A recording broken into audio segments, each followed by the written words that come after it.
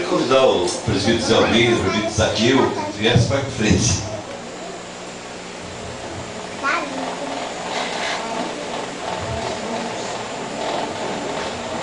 Meus irmãos, vamos abrir a palavra de Deus no Salmo de número 100, que eu convidaria a igreja para ficar de pé.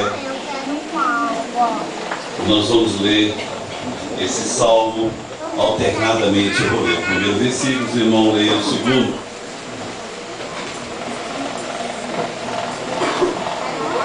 Salmo de número 100.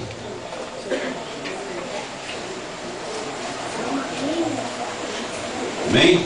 Amém.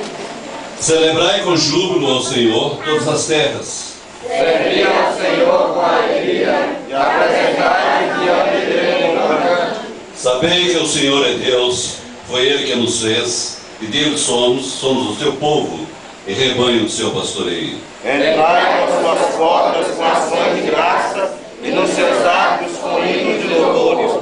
Rendei-vos graças, bendizei o seu nome. Todos juntos. Porque o Senhor é bom, A sua misericórdia dura para sempre, e de geração em geração a sua fidelidade. Amém. Podeis assentar-nos. E nós convidamos o grupo de louvor para que esteja entoando cânticos de adoração ao nosso Deus.